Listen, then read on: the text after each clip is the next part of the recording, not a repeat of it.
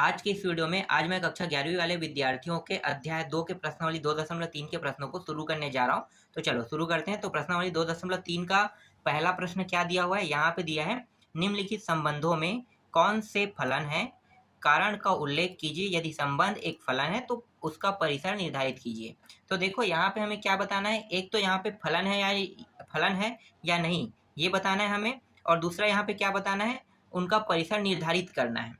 तो देखो इसे हल कैसे करना है मैं आपको यहाँ पे पूरा बताऊंगा। और यहाँ पे देखो क्या क्या दिया है, यहाँ पे देखो पहला प्रश्न में 2-1, 5-1, 8-1, 11-1 इस तरह से यहाँ पे दिया है, दूसरा है और तीसरा है। तो ये तीनों प्रश्नों को हमें बारी बारी से हल करना है। तो चलो हल करते हैं।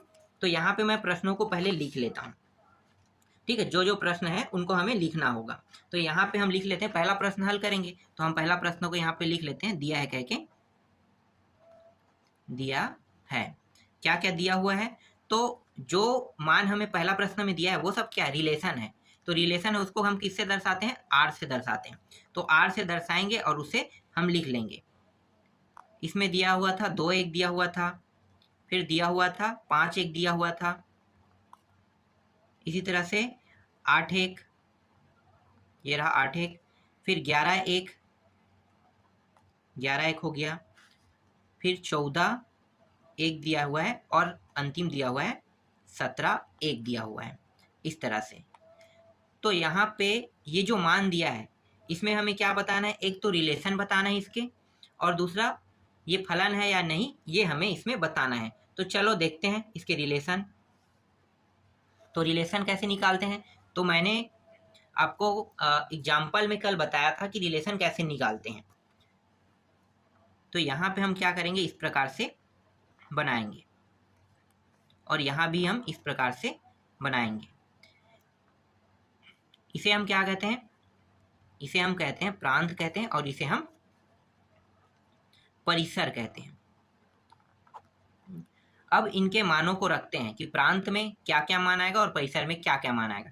तो यहाँ पे देखो ये जो आगे में जितने भी मान है ना, इसके आगे, यहाँ भी आगे में है, ये भी आगे में है, ये भी आगे में है, ये भी आगे में है, और ये भी आगे में है। तो ये सब क्या है, ये एक्स कहलाता है, ठीक है। और एक्स की वैल्यू को हम कहाँ पे रखते हैं, इस प्रांत के साइड में। और ये वाला क्या कहलाएगा, वाई की वैल्यू यहाँ पे रखते हैं। तो यहाँ पे जितने भी पीछे में मान है वो सब के सब क्या कहलाएगा, देख लो पीछे का मान क्या क्या है, यहाँ पे 1 है, यहाँ भी 1 है, यहाँ भी 1 है। तो यहाँ पे जितने भी पीछे में मान है वो सब क्या कहलाएगा, वाई की वैल्यू कहलाएगा।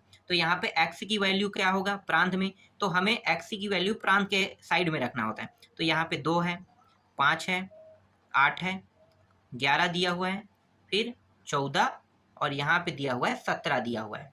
और यहाँ पे देखो पीछे में 1 है, 1 है, 1 है, 1 है, 1 है, सिर्फ एक बस दिया है और कोई मान नहीं दिया है। तो हमें उसे बार बार नहीं लिखने की मतलब हमें उसे बार बार नहीं लिख सकते, हमें उसे सिर्फ एक बार लिखना है, क्योंकि एक जो है एक ही है, एक को हम बार बार क्यों लिखेंगे, एक को हम एक ही बार लिखेंगे। तो यहाँ पे क्या है, सभी के साथ एक है।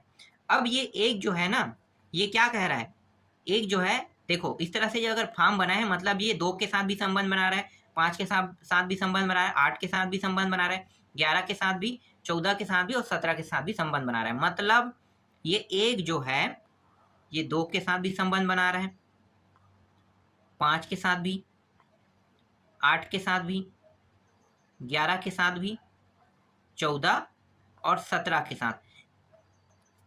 तो इन सभी संख्याओं के साथ संबंध बना रहा है।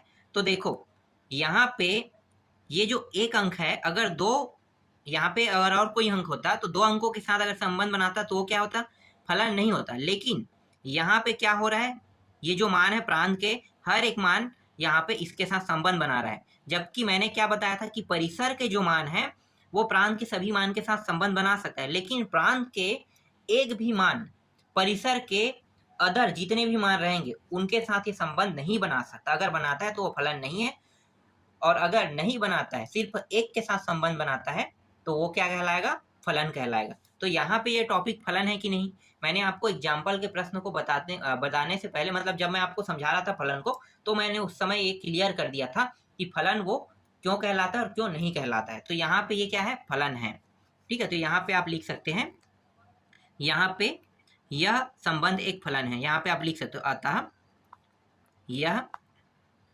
संबंध एक फलन है। क्यों फलन है पता चल गया।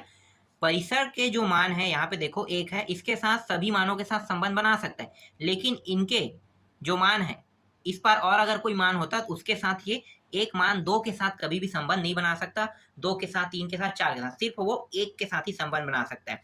जैसे कि देखो दो जो है वो सिर्फ एक के साथ संबंध बना रहा है, पांच भी एक के साथ, तो इसीलिए ये क्या है, ये जो है एक फलन है। समझ में आ गया फलन। अब प्रांत और परिसर के मानों को लिख लेते हैं। तो यहाँ पे प्रांत क्या है, प्रांत को हम लिखते हैं। तो प्रांत जो है यहाँ पे देखो क्या क्या है, 2 है, 5 है, 8 है, 11 है, 14 है, 17, ये सारे मान को लिख लो। 2, 5, 8, 11, 14 और ये 17, ये सभी के सभी क्या है, प्रांत है। अब परिसर के मान को लिखो।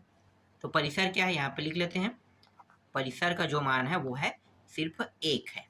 ठीक है, यहाँ पे देख लो परिसर में 1 है, तो यही क्या है, इसका आंसर है। इस तरह से पहले प्रश्न को आपको हल करने थे। चलो अब दूसरा देखते हैं, इसमें दूसरा प्रश्न क्या है। तो दूसरा प्रश्न यहाँ पे दिया हुआ है, उसको भी देख लेते हैं। दूसरा में आपको क्या लिखना है, यहाँ भी दिया है, लिखना है। ठीक है, जितने भी मान दिया है उसको लिख लेते हैं और रिलेशन करते हैं आर के साथ, क्योंकि आर के साथ इसका संबंध बन रहा है। यहाँ पे देखो जो मान है वो 2, 1 दिया हुआ है एक में, फिर दिया हुआ है 4, 2 दिया हुआ है, फिर दिया है 6, 3 दिया हुआ है, 8, 4 दिया हुआ है, 10 और 5, इसी तरह से 12, 6 और दिया हुआ है 14, 7 दिया हुआ है। इस तरह से इतने सारे मान यहाँ पे दिए हुए हैं। सबसे पहले अब हम क्या करेंगे, सबसे पहले हम इसे प्रांत और परिसर के रूप में बना लेते हैं। तो प्रांत और परिसर बना लो भाई, सबसे आसान होता है प्रांत और परिसर बनाने के बाद हल करना। ठीक है, ये प्रांत है, इसमें प्रांत को हम x की वैल्यू को रखते हैं प्रांत के साइड में, और ये क्या है, परिसर है, यहाँ पे y की वैल्यू रखते हैं। यहाँ पे जितने भी आगे के मान है वो सब क्या कहलाएंगे, यहाँ पे आप देख सकते हो आगे का मान क्या है, ये सभी, ये सब x है। तो यहाँ पे 2, फिर यहाँ से 4, यहाँ से 6, यहाँ से 8, यहाँ से 10, यहाँ से 12 और यहाँ से 14, इस तरह से यहाँ से निकल गया। अब ये जो पीछे में जितने भी मान है वो सब क्या कहलाएंगे, पीछे वाला y की वैल्यू कहलाएगा, ये सब y की वैल्यू है। तो y की वैल्यू को हम कहाँ पर लिखेंगे, यहाँ पे 1 है, 2 है, 3 है, 4 है, 5 है, 6 है और 7 है, 7 तक के दिया हुआ है। और ये संबंध कैसे बना रहे हैं, 2, 1, मतलब 2 का 1 के साथ संबंध है, 4, 2, यहाँ पे 4 का 2 के साथ संबंध है, 6, 3, 6 का 3 के साथ संबंध है, और यहाँ पे 8 का संबंध जो है वो 4 के साथ है। इसी तरह से 10 का संबंध 5 के साथ है, 12 का संबंध 6 के साथ है और 14 का संबंध 7 के साथ है। अब ये बताओ कि ये फलन है कि नहीं, सोचो क्या है, फलन है कि नहीं। ये एक फलन है। क्यों फलन है, इसलिए क्योंकि हर एक व्यक्ति देखो प्रांत के सभी जो मान है वो सभी मान इसके एक ही मान के साथ क्या बना रहा है, संबंध बना रहा है। इसका मतलब क्या है, इसका मतलब ये है कि एक फलन है। तो यहाँ पे आप लिख सकते हो, अतः यह एक फलन है, फलन है, इस तरह से आप लिख सकते हो। अब इसमें प्रांत और परिसर को निकाल लेते हैं। तो यहाँ पे देखो प्रांत कितना होगा, प्रांत में 2, 4, 6, 8 से 14 तक के दिया, 2, 4, 6, 8, 10, 12 और ये 14, ये प्रांत है। और परिसर क्या होगा, परिसर का मान ये पूरा है। तो यहाँ पे 1 से लेके 7 तक है, तो लिख लो 1, 2, 3, 4, 5, 6 और ये 7, ये सब क्या है, परिसर है। समझ में आ गया। तो यही क्या है, इसका आंसर है। चलो आगे देखते हैं, अब तीसरा प्रश्न देखते हैं। यहाँ पे तीसरा प्रश्न में क्या है, तो तीसरा प्रश्न में हमारे पास मान दिया हुआ है, हम लिख लेते हैं। यहाँ पे दिया है, ठीक है, दिया है कह के आपको लिखना है। आर का मान संबंध बता रहा है, तो यहाँ पे 1, 3 के साथ संबंध रहेगा। फिर यहाँ पे 1 और 5 के साथ संबंध बता रहा है, इससे लिखो इसको कोष्ठक के, छोटा कोष्ठक के अंदर। इसके बाद 2 और 5 के साथ संबंध बता रहा है, फिर यहाँ पे ये मंझला कोष्ठक लगाओ। अब इसके लिए हम प्रांत और परिसर वाला बना लेते हैं भाई चित्र। ये चित्र डिक्लेयर कर देगा तो यहाँ पे देखो ये x की वैल्यू वाला यहाँ पे रहेगा और ये y की वैल्यू वाला रहेगा पीछे का मान।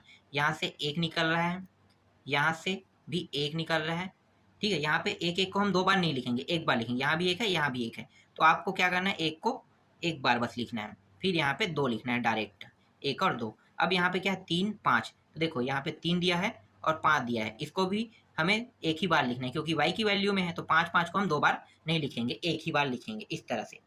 अब यहाँ पे हमें क्या करना है, यहाँ पे इसका संबंध बताना है। तो ये मान क्या हो गया, ये प्रांत है और यहाँ पे हम x की वैल्यू वाले को लिखते हैं और ये परिसर है, यहाँ पे हम y की वैल्यू वाले को लिखते हैं। यहाँ पे एक जो है 3 के साथ भी संबंध बना रहा है, 5 के साथ भी बना रहा है, मतलब ये इसके साथ भी संबंध बना रहा है और साथ ही साथ ये जो 5 है ना, ये 5, चलो यहाँ पे ऐसे कर लेते हैं, ये 5 के साथ भी संबंध बना रहा है। फिर यहाँ पे देखो जो 2 है वो किसके साथ संबंध बना रहा है, 5 के साथ संबंध बना रहा है। 2 जो है वो किसके साथ संबंध बना रहा है, 5 के साथ, ठीक। तो समझो यहाँ पे एक जो है वो 3 के साथ भी 5 के साथ भी, 2 जो है अकेला 1 के साथ ही संबंध बनाया, सिर्फ 5 के साथ संबंध बनाया। तो क्या ये फलन है, ध्यान दो, फलन है कि नहीं, यह फलन नहीं है। क्यों फलन नहीं है, कि मैंने पहले ही आपको बताया था कि प्रांत के जो मान है, ये प्रांत है ना, तो प्रांत के जो मान है वो जो प्रांत के मान है ये परिसर के 2 संख्याओं के साथ संबंध नहीं बना सकता। देखो ये इसके साथ भी संबंध बना रहा है, इसके साथ भी संबंध बना रहा है, तो दोनों के साथ संबंध नहीं बना सकता, ये सिर्फ एक के साथ संबंध बना सकता है, या तो 3 के साथ बनाए या तो 5 के साथ बनाए। तो यहाँ पे ये किसके किसके साथ संबंध बना रहा है, 3 के साथ भी 5 के साथ भी, तो ये एक जो है 3 और 5 के साथ संबंध बना रहा है, इसलिए ये फलन नहीं है, ठीक है। क्या नहीं है, फलन नहीं है। तो यहाँ पे आपको लिख लेना है अतः यह एक फलन नहीं है। क्यों नहीं है, पता चल गया, क्योंकि ये संबंध जो है वो 3 के साथ भी बना रहा है एक, और एक जो है 5 के साथ भी बना रहा है, और ये अमान्य है, इसीलिए ये फलन नहीं है। अब आप चाहो तो इसके प्रांत के मान लिख सकते हो और परिसर के भी मान लिख सकते हो। तो चलो लिख लेते हैं, प्रांत और परिसर लिखने से कोई दिक्कत नहीं है। हम यहाँ पे लिख लेते हैं, यहाँ पे 1 है और यहाँ पे 2 है, और परिसर क्या है, परिसर के मान है 3 है और यहाँ पे 5 है, ये प्रांत और परिसर के मान, ठीक है। तो इस तरह से आपको हल करने हैं, समझ में आ गया। चलो नेक्स्ट प्रश्न देखते हैं। अब देखते हैं दूसरा प्रश्न देखते हैं। अब यहाँ पे देखो दूसरा प्रश्न देख लेते हैं। तो दूसरा प्रश्न में क्या दिया है, निम्नलिखित वास्तविक फलनों के प्रांत तथा परिसर ज्ञात कीजिए। यहाँ पे प्रांत और परिसर हमें ज्ञात करना है। यहाँ पे 2 प्रश्न आपको दिखाई दे रहा होगा। तो चलो पहले को हल करते हैं, कैसे हल करना है। अभी तक हमने ऐसे एक भी प्रश्न नहीं बनाया है, तो ये थोड़ा सा आप लोगों के लिए टफ रहेगा, क्योंकि आसान नहीं है। एक प्रश्न यहाँ पे दिया है, एक दो प्रश्न से समझना पॉसिबल नहीं है, फिर भी मैं कोशिश करूंगा आप लोगों को समझाने की। यहाँ पे इस तरह से प्रश्न दिया हुआ है। अब यहाँ पे हम इसे समझते हैं, ठीक है। ये इस प्रकार से है, तो इसका मतलब क्या है कि मान लो यहाँ पे, ठीक है, x की वैल्यू दी हुई है, यहाँ पे y की कोई वैल्यू नहीं दी है, तो y को क्या मान सकते हो, यहाँ पे 0 मान सकते हो। x की वैल्यू 1 और 2, मैं 2 संख्या रख लेता हूँ। ये क्या है, ये x है, ये y है, ध्यान देना, ये क्या है, x है और y है। इसका संबंध इसके साथ है और इसका संबंध इसके साथ है, दोनों के साथ संबंध बना रहे हैं। तो इसको हम कैसे लिख सकते हैं, इसको हम लिख सकते हैं f(x) बड़ा है बराबर, ये क्या है, 0, ठीक है। तो 0 के साथ यहाँ पे 0 है, y की कोई वैल्यू नहीं दी है, तो y की वैल्यू क्या हो सकता है, 0 ही रहेगा ना, और कुछ नहीं रह सकता। तो यहाँ पे y की वैल्यू क्या हो गया, 0 हो गया। अब इसका जो 20 है, ये पूरा जो संबंध बना रहा है ये पूरे के साथ बना रहा है। देखो 0 यहाँ पे है, मतलब ये जो x की वैल्यू जो प्रांत है वो परिसर के 0 के साथ संबंध बना रहा है, इसे हम कहते हैं फॉरल कहते हैं। फॉरल x बिलोंग कर रहा है r के साथ, ठीक है। देखिए किसके साथ बिलोंग कर रहा है, r के साथ। तो यहाँ पे हमारा जो प्रांत है वो क्या आ जाएगा, प्रांत जो है वो सभी बिंदुओं का समुच्चय है। देखो प्रांत जो है, ये प्रांत है, ये प्रांत जो है इसके साथ देखो क्या बना है, संबंध बना रहा है, तो ये सभी बिंदुओं का समुच्चय हो जाएगा। मतलब ये क्या है, एक फलन है, ठीक है, फलन है। फलन है नहीं पूछा जाएगा तो क्या कहोगे, फलन है। क्यों फलन है, क्योंकि ये एक इसके साथ संबंध बना रहा है और ये सिर्फ इसके साथ ही संबंध बना रहा है। मतलब प्रांत के जो मान है वो एक ही मान है ना, वहाँ पे 0, उसी के साथ संबंध बना रहा है, इसलिए ये फलन है। तो यहाँ पे फलन हो गया। अब प्रांत का जो मान है वो क्या आएगा, तो प्रांत जो है यहाँ पे देखो x बिलोंग करता है किसके, r के साथ, तो ये जो वैल्यू किसकी है, एक्स की है, तो एक्स के साथ अगर बिलोंग करता है आर, तो ये एक्स क्या बन गया, एक्स जो है वो बन गया आर, तो यहाँ पे प्रांत आ जाएगा आर आ जाएगा। अब आपको परिसर लिखना है, तो देखो परिसर कैसे बनता है सर, यहाँ पे परिसर आ गया। परिसर क्या होगा, परिसर जो होता है वो सभी मानों का समुच्चय होता है। अब देखो सभी मानों का समुच्चय कैसे, यहाँ पे 0 जो है ये इन दोनों का समुच्चय हो रहा है, मतलब क्या है, सभी मानों का समुच्चय हो गया ना। प्रांत के जितने भी मान है, प्रांत के यहाँ पे कितने मान है, मैंने यहाँ पे सिर्फ 2 मान लिखा है, और लिख सकता था 3 4 5 लिख सकता था, तो इन सभी के साथ संबंध बनाता, तो ये क्या कहलाएगा, सभी मानों का समुच्चय कहला रहा है।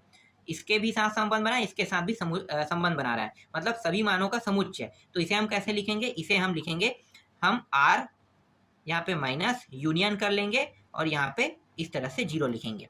यूनियन वाला जानते हो, देखो यूनियन वाला मैंने प्रश्न आपको बताया था 1 2 और 3, इस तरह से एक मान रहेगा, और दूसरा मान क्या रहेगा, मान लो ये a है, a बराबर, और ये हो गया b बराबर। यहाँ पे मैं लिख लेता हूँ 4 5 और 6, इस तरह से लिख लेता हूँ। तो यूनियन का मतलब क्या होता है, यूनियन का मतलब ये दोनों मान एक साथ लिखे जाएंगे, 1 2 और ये 3, इस तरह से आपको लिखना है। सॉरी यहाँ पे 1 2 और ये 3, और 4 को भी लिखना है, 5 को भी लिखना है, और 6 को भी लिखना है, ये कहलाता है यूनियन एक साथ। तो देखो इसीलिए यहाँ पे यूनियन लिखा है, आर जो है ऊपर में माइनस, और यहाँ पे 0, इसके साथ पूरा का पूरा अटैच हो गया, तो ये क्या कहलाएगा, परिसर कहलाएगा। तो ये परिसर का इसका आंसर है, समझ में आया ये। चलो आगे देखें दूसरा प्रश्न। तो दूसरा प्रश्न देखें, दूसरा प्रश्न में क्या है, तो दूसरा प्रश्न है एक्स एफ एक्स दिया हुआ है, और यहाँ पे 9 माइनस एक्स स्क्वायर, और इस तरह से अंडर रूट दिया हुआ है। इसे कैसे हल करेंगे, तो यहाँ पे ये जो है ये क्या है, एक फलन को परिभाषित करता है। तो ये फलन को परिभाषित करता है, तो फलन की परिभाषा क्या है, विशेष मान। ठीक है, विशेष मान को हम क्या कहते हैं, फलन कहते हैं। तो यहाँ पे विशेष क्या है, ये अंदर में, अंडर रूट नहीं है, विशेष जो अंदर में है ये विशेष मान है, तो हम इसे लेंगे 9 माइनस एक्स का वर्ग को लेंगे, ये बड़ा है बराबर और 0, इस तरह से लेंगे। यहाँ पे ये जो x है इसे हमें प्लस में लेना है, तो क्या होगा, अगर हम इसे प्लस में लेंगे तो जो प्लस में वो माइनस में हो जाएगा, माइनस प्लस में हो जाएगा। तो ये मैं प्लस में लेता हूँ, तो एक्स का वर्ग प्लस में हो गया, आगे में लिख लेते हैं, और ये किस में है, प्लस में क्या हो जाएगा, माइनस हो जाएगा। अब ये भी चिन्ह बदल जाएगा, कैसे लिखेंगे इसे, इस तरह से।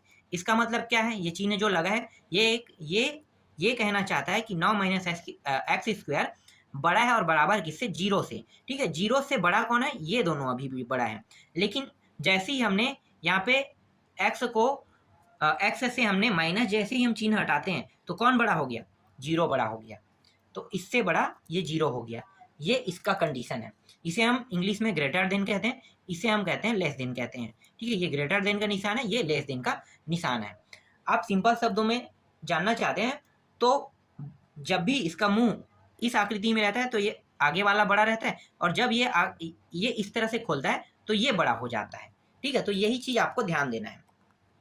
तो यहां तक समझ में आया। अब हम इसको लिख कैसे सकते हैं, इसको हम लिख सकते हैं, यहाँ पे x है तो x हो गया -3, इस प्रकार से हम लिख सकते हैं। अगर हम सर्वसमीका की ओर सर्वसमीका के हिसाब से लिखें तो हम इसे ऐसे लिखेंगे, देखो सर्वसमीका क्या होता है, सर्वसमीका होता है a प्लस बी और a माइनस बी, इस तरह से होता है। चलो मैं सर्वसमीका लगाता हूँ, ये सर्वसमीका है, और ये सर्वसमीका का अर्थ क्या होता है, यहाँ पे a का वर्ग माइनस b का वर्ग। तो देखो ये है a है और ये b है। ठीक है, ये मान क्या है, a है और b है। ठीक है, तो a और b यहाँ पे दिया है। अब मुझे इस फॉर्म में से लिखना है इस तरह से, तो यहाँ पे क्या है, 2 हिस्सों में टूट जाएगा, तो यहाँ पे x माइनस बी एक होगा, और एक इसे प्लस ले, पहले प्लस लगा प्लस लिख लो, इसको कोष्टक के अंदर लिखो, और यहाँ पे x ही लिखना है ना, x फिर माइनस यहाँ पे 3, और ये बड़ा और बराबर 0, इस तरह से आपको लिखने हैं। अब यहाँ पे मुझे किस में चाहिए, माइनस में चाहिए, तो मैं क्या करूँगा, यहाँ पे मैं माइनस ले सकता हूँ। माइनस लेने के लिए मैं क्या करूँगा, यहाँ पे अंदर और बाहर दोनों में गुणा करूँगा। देखो मैं अगर यहाँ पे माइनस लूँगा तो मुझे माइनस का 2 बार गुणा चाहिए।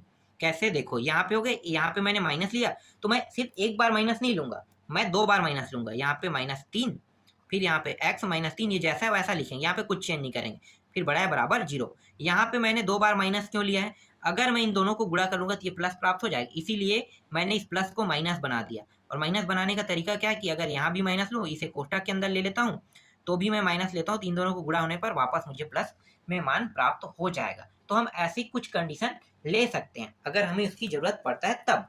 समझ में आ गया, तो इस तरह से हम लिए। अब यहाँ पे क्या है, -3 है और यहाँ भी -3 है। तो देखो इसको अब हम कैसे निकालेंगे बाहर, तो देखना यहाँ पे हम यूज कर रहे हैं, यहाँ पे a से बड़ा है b, तथा इसे हम कैसे लिख सकते हैं, x माइनस a, और इसे हम लिख सकते हैं x माइनस b। इस तरह से बड़ा है बराबर ये निशान लगाए, उसके बाद 0 लगाना है, और फिर यहाँ पे इसका जो मेन रीजन बनेगा वो बनेगा a पहले रहेगा, फिर बड़ा है बराबर लिखना है ये निशान को, फिर यहाँ पे क्या है, a है, सॉरी क्या है, ये तो हमने लिख लिया ना, x है। देखो ये x है, यहाँ पे 2 बार आता है x, तो इसी को आपको क्या रखना है, बीच में लिखना है इस तरह से। ये एक बार हो गया, जो मान अधिक बार आता है ना, 2 बार आ रहा है, इसमें भी आ रहा है इसमें भी आ रहा है, तो दोनों में है, तो हम इसे एक बार यहाँ पे बीच में लिखते हैं। फिर यहाँ पे बड़ा है बराबर, और यहाँ पे बचा क्या, यहाँ पे सिर्फ b बचा है। इस तरह से हम इसे लिखेंगे। समझ में आ गया। ये जो है अध्याय 1 में जब मैं आपको पढ़ा रहा था, तब अध्याय 1 में इसके बारे में बहुत ही बारीकी से मैंने बताया था, तो मैं यहाँ पे आपको और नहीं समझाऊंगा इसके बारे में। अगर आप लोगों ने उन वीडियो को नहीं देखा है अध्याय 1 का, तो आपको देखना चाहिए। अध्याय 1 के सारे वीडियो जो है आपके ये डाउट को 100% ना क्लियर कर देगा। वहाँ पे प्रश्नावली 3 है, प्रश्नावली 4, प्रश्नावली 5 है, तो उसमें बहुत अच्छे से मैंने बताया था इसके ये आता कैसे, बनता कैसे है, ठीक है। तो आपको ये पता चल जाएगा वहाँ से, तो आप उसके लिए अच्छे से वो वीडियो देखना। तो ये हो गया। तो अब हम क्या करेंगे, यहाँ पे देखो a कौन है, ये वाला जो मान है वो a है, तो इसे हम लिखते हैं माइनस में, ठीक है। किसमें लिखेंगे, माइनस में। क्यों माइनस में लिख रहे हैं, क्योंकि यहाँ पे देखो, यहाँ पे हमने 2 बार माइनस लगाया है, यहाँ पे सिर्फ कितने बार है, 1 बार माइनस है, तो 1 बार माइनस है, और यहाँ पे हमने 2 बार माइनस लगाया, तो 1 माइनस तो बचेगा ना। तो यहाँ पे ये वाला माइनस बस रहता, तो ये मान क्या होता है, यहाँ पे प्लस में आता, लेकिन अंदर में माइनस दिया है, तो इसके लिए हमें -3 को इस तरह से लिखना है। समझ में आ गया। फिर ये बड़ा और बराबर का निशान लेना है। फिर यहाँ पे क्या है, x है, तो यहाँ भी x हो जाएगा, क्योंकि ये दोनों x ही है। फिर यहाँ पे 1 बार माइनस में दिया है, तो मतलब क्या है, इसको प्लस में लिखना है इस तरह से, और यहाँ पे बड़ा और बराबर का निशान यहाँ पे बीच में देना है। समझ में आ गया यहाँ तक। अब यहाँ से हम प्रांत निकाल लेते हैं। तो हमारा प्रांत का मान क्या प्राप्त हुआ, प्रांत का जो मान है ये 3 है और 3 है, तो ये हो गया -3 और ये 3 हो गया। तो यही क्या है, प्रांत है। समझ में आ गया। इसको हम कैसे लिख सकते हैं, इसको हम लिख सकते हैं x, और ये x इस तरह से बिलोंग करता है r के साथ, तथा ये पूरा मान आप लिख लो, -3 बड़ा है बराबर x, फिर बड़ा है बराबर 3। तो इस तरह से हम लिख सकते हैं इसे। ये आपको अभी समझ में नहीं आ रहा होगा, तो आपको क्या करना है, आपको अध्याय 1 के प्रश्नावली देखना है, क्योंकि ये अध्याय 1 के जो प्रश्नावली है ना, उसमें मैंने बहुत बारीकी से इसे समझाया है, तो वहां पे आपको इसका जवाब आपको मिल जाएगा। अब हम परिसर निकालते हैं। तो अब हम क्या करेंगे, परिसर के लिए हल करेंगे। तो यहाँ पे लिखो पुनः परिसर के लिए लिख लो, ठीक है, पुनः परिसर के लिए हल करते हैं। तो परिसर के लिए हल करेंगे, तो यहाँ पे f(x) को अब हम क्या मानेंगे, यहाँ पे y मान लेंगे, ठीक है। f(x) y ही होता है, तो हम f(x) को y रखेंगे, और जो y का जो मान है, ठीक है, यहाँ पे देखो जो प्रश्न है वहां पे चलते हैं। प्रश्न क्या है यहाँ पे, 9 - x वर्ग, यही है, तो यहाँ पे रख लेते हैं। तो 9 - x वर्ग, और अंडर रूट में था तो अंडर रूट को भी लिखेंगे हम लोग। तो इस तरह से पूरा प्रश्न मैंने यहाँ पे लिख लिया, ठीक है। जो शुरू में प्रश्न था उसी को मैं यहाँ पे मैं ले रहा हूँ। अब हमें क्या करना है, यहाँ से अंडर रूट हटाना है। तो अंडर रूट हटाने का तरीका क्या है कि अगर मैं यहाँ पे वर्ग का दोनों पक्षों में गुणा कर दूंगा, ठीक है, मतलब दोनों पक्षों में वर्ग लगा दूंगा, यहाँ पे लगा दो, क्या लिखो यहाँ पे, दोनों पक्षों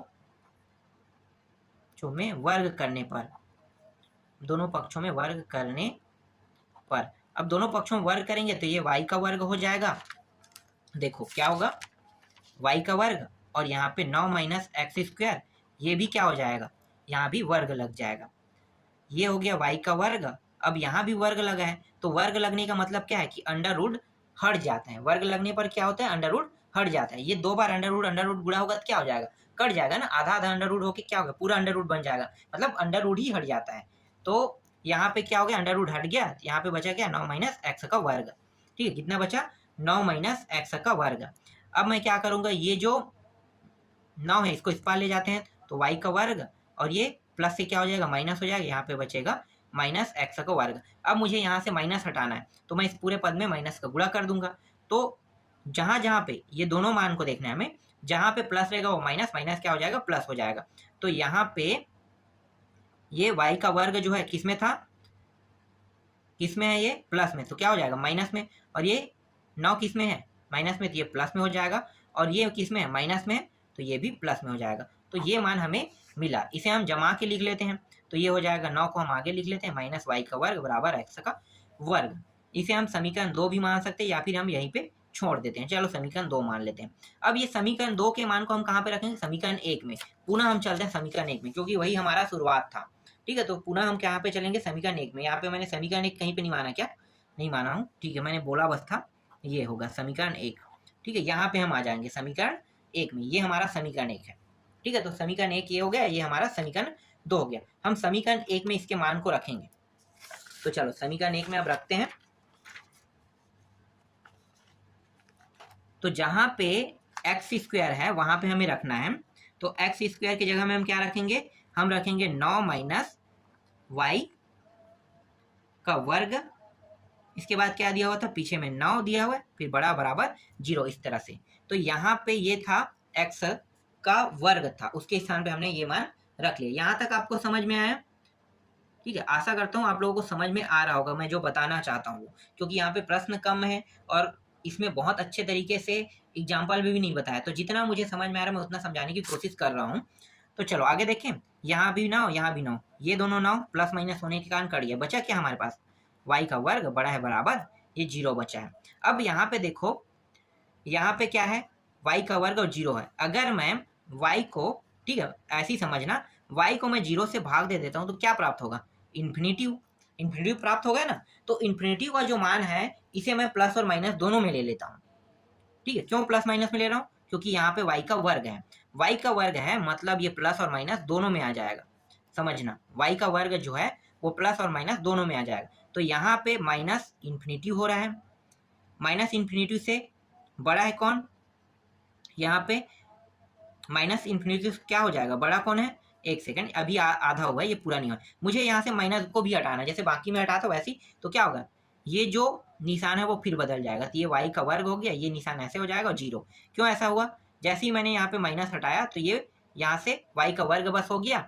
और y का वर्ग होने पे निशान क्या है, जो उधर 0 बड़ा था वो वापस कौन बड़ा हो गया, y का वर्ग बड़ा होगा। देखो इस तरह से इसे करते हैं। अभी हमने यहाँ पे क्या लिया, प्लस और माइनस लिया है। तो यहाँ पे आप लिख लो माइनस इन्फिनिटिव।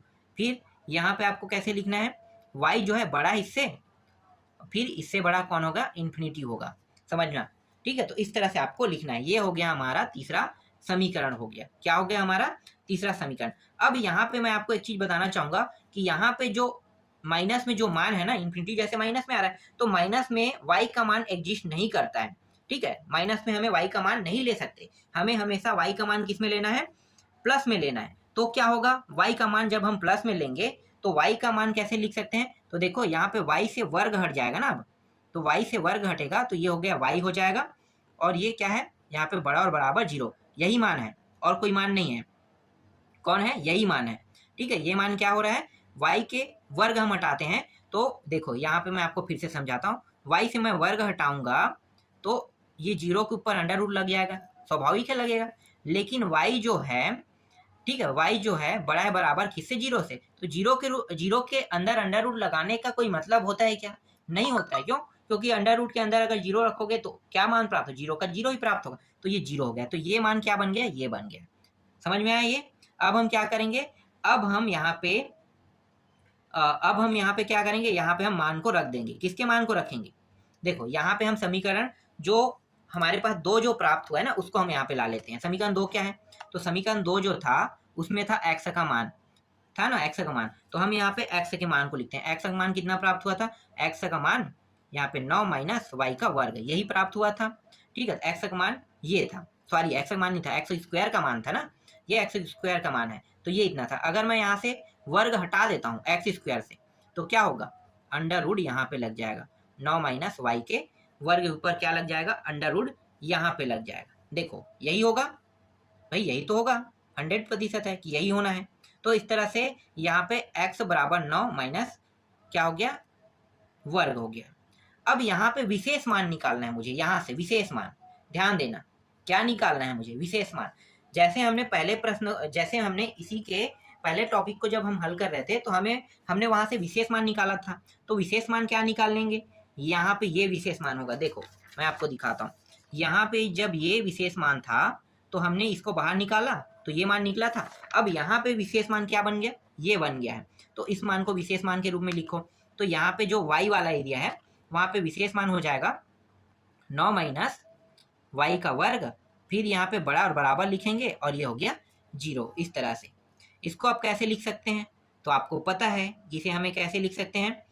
इसे हम लिख सकते हैं यहाँ पे, एक सेकंड, क्या लिख सकते हैं, -3 से क्या लिखना है हमें, देखो क्या लिखना है ये आप देखो।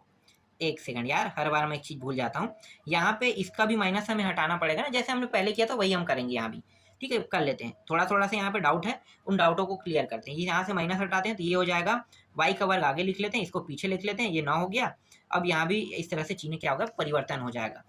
अगर आप चाहो तो यहाँ पे सर्व समीकरण लगा सकते हो। कौन सा सर्व समीकरण लगा, a प्लस बी और a माइनस बी, इस तरह से लगेगा सर्व समीकरण, बिल्कुल लगेगा। अब ये सर्व समीकरण लगने का नियम क्या है, ये जो सर्व समीकरण है लगने का नियम है यहाँ पे a का वर्ग माइनस b का वर्ग। इसका मतलब ये है कि यहाँ पे y -3 हो जाएगा और एक हो जाएगा y प्लस 3 हो जाएगा, इस तरह से। ठीक है, तो हम प्लस वाले को आगे लिख लेंगे, चलो हम इससे सुधार लेंगे। प्लस वाले को आप आगे लिख लो, y प्लस 3 और y -3, इस तरह से बड़ा और बराबर 0। अब यहाँ पे मुझे प्लस को क्या करना है, माइनस में लिखना है दोनों को, तो मैं इस तरह से कर सकता हूँ, इस तरह से y -3 और ये बड़ा बराबर 0 बिल्कुल लिख सकता हूँ। तो यहाँ पे क्या बाहर निकल गया, ध्यान देना, ये जो 3 है यहाँ पे 2 बार माइनस आया, यहाँ भी। ठीक है, तो मुझे ये वाला जो -3 मुझे प्राप्त हो रहा है ना, ये क्या कहलाएगा, -3, इस तरह से होगा। फिर बड़ा बराबर ये निशान, फिर ये y कितने बार आ रहा है, 2 बार आ रहा है, तो इसे हम 1 बार लिखते हैं। फिर हम क्या करेंगे, यहाँ पे बड़ा बराबर और यहाँ पे -1 बार आ रहा है, मतलब इसके मान क्या होंगे, प्लस में होंगे, तो प्लस में ये 3 आ जाएगा। तो इस तरह से हम इसको लिखते हैं। अब यहाँ पे आप परिसर निकालो। ठीक है, परिसर क्या होगा, तो यहाँ पे लिखो परिसर। ठीक है, परिसर क्या होगा, तो परिसर जो होगा वो होगा 0 और 3 होगा। यहाँ पे माइनस क्यों नहीं हुआ परिसर, ये मुझे बताओ। अभी मैंने बताया ना कि माइनस जो एग्जिस्ट नहीं करता है परिसर के लिए। माइनस में y का मान कोई भी कंडीशन में नहीं आ सकता। क्या नहीं हो सकता, माइनस जो है कोई भी कंडीशन में y का मान नहीं हो सकता, इसलिए हम -3 को हमने इसको नहीं लिया है। समझ गए, -3 नहीं आया है। उसके बाद क्या है, 0 से शुरू होता है, तो 0 तो माइनस में आता नहीं है, इसलिए 0 को हम ले रहे हैं। और हम क्या ले रहे हैं, देखो यहाँ पे 0 है, 0 को ले रहे हैं और हम 3 को यहाँ पे ले रहे हैं, तो ये क्या है, परिसर है। अब इसको हम कैसे लिख सकते हैं, तो आपको पता है y अनुपात y, जैसे हम वैसे लिखते थे, बिलोंग करता है r के साथ। यहाँ पे 0 से शुरू होके ये 0 है, less than equal y less than equal 3। तो यही क्या है, इसका आंसर है। देखो थोड़ा सा कॉम्प्लिकेटेड था क्वेश्चन, समझाने में थोड़ा सा टफ भी गया है मुझे, लेकिन आशा करता हूँ कि आप लोगों को मैं अच्छे से समझा पाया। अगर मुझे और चांस मिलेगा तो इस वीडियो को और अच्छे से मैं नेक्स्ट टाइम बना के प्रेजेंट करूँगा। फिलहाल वो समय मुझे शायद ही मिल पाएगा। अभी आप इनको ऐसे ही समझो जैसे मैं समझाना चाहता था वैसे। अगर आप समझ में आ गए तो आप लोग बिल्कुल कमेंट करके बताना कि आप लोगों को ये समझ में आ गया। तो इस तरह से यहाँ पे मैं अभी आपको सिर्फ 2 प्रश्न बता रहा हूँ, बाकी जो प्रश्न बचे हैं ना उसको नेक्स्ट वीडियो में कंप्लीट करेंगे।